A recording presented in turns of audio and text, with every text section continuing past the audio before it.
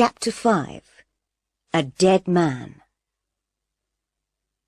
I went into the room, and I was very surprised. The room was full of strange things.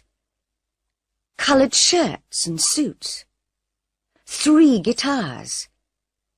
And there were posters and photographs on the wall.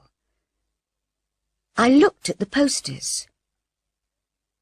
Jake Rosso's face looked down at me. I looked at the dead Jake Rosso's picture, and I remembered all the photographs on the walls of my room in Hong Kong.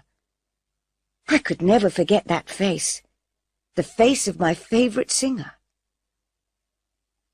Then, while I looked at his face, something strange happened.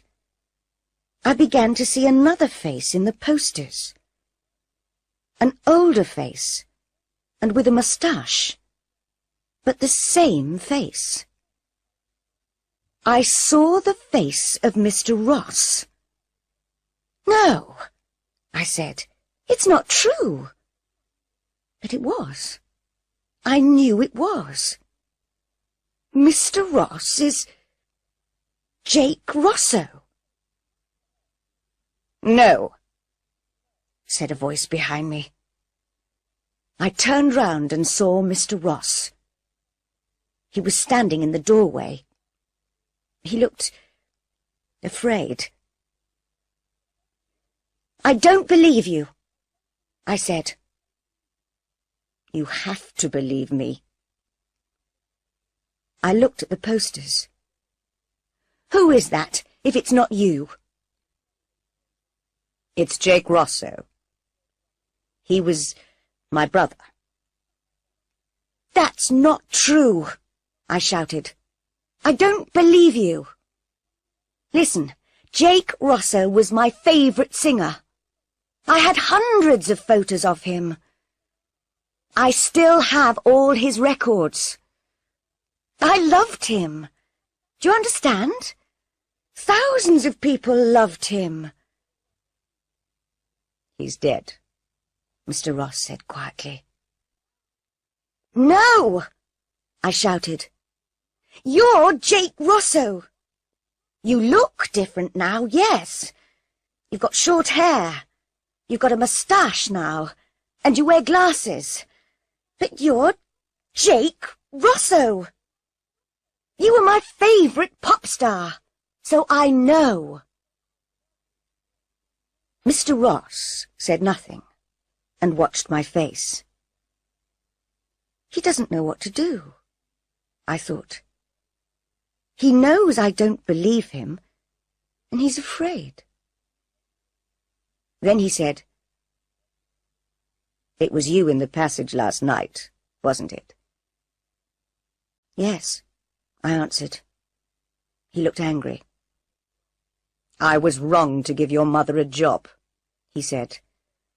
"I thought it was okay because you came from Hong Kong, and I needed help with my work. I needed a good secretary." "Does your other secretary know who you are?" I asked. "Do the other people on the island know?" Mr. Ross didn't answer, but walked across to the window. He was thinking. What's he going to do? I thought. Then he turned round. "Okay, you're right. I am Jake Rosso." "I knew it." He looked worried and unhappy. "Can you keep a secret?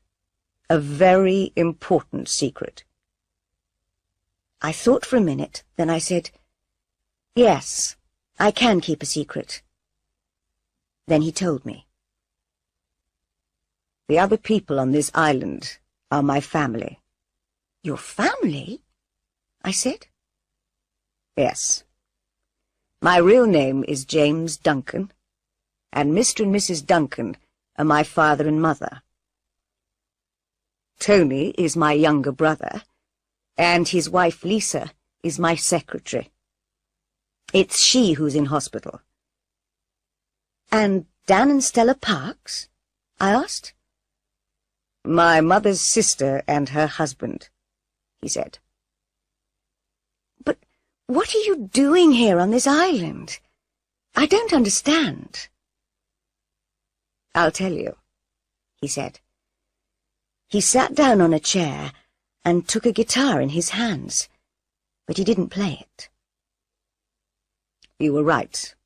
I was a famous pop star. I was very rich, and I had a beautiful wife. But things went wrong. How? I took drugs, he said. I drank a lot of alcohol. I got drunk and crashed cars. I did stupid, terrible things. I knew it was wrong, but I couldn't stop doing it. I was crazy for a time. I can understand that, I told him. I've taken drugs too. He looked surprised. You have? Yes, I said. After my father died, I was very unhappy, and things went wrong for me too. But go on with your story. He went on. One night, I was driving my car. I was drunk. And I hit somebody.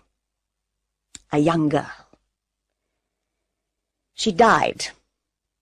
I killed her. Oh, no. Yes, he said. She was 15 years old.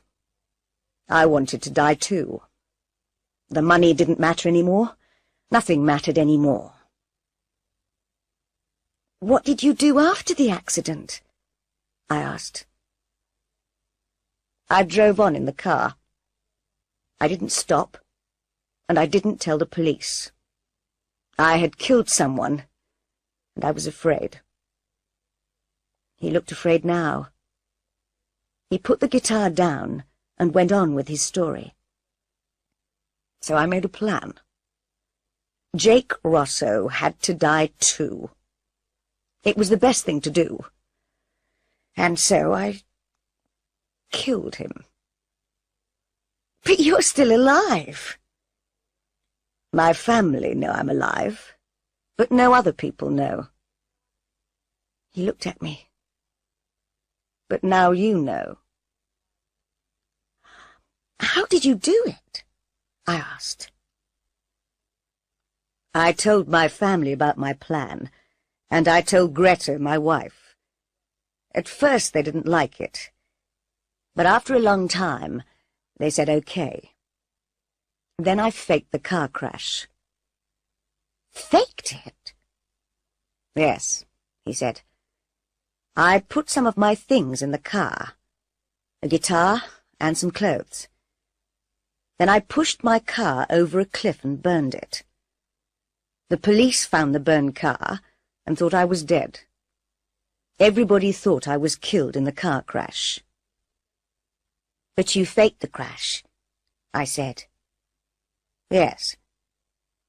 What did you do then?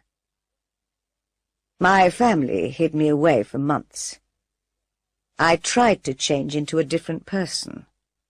Shorter hair, a moustache, quiet suits. All my money went to Greta, and she changed her name to Ross. I told her to buy this island. Now I invest her money, the money that was mine. And now I'm James Ross. What about Jake Rosso? I asked. Jake Rosso took drugs, he said. Jake Rosso got drunk and crashed cars. He killed a young girl, so he had to die. I can never forget the girl. I think about her every day.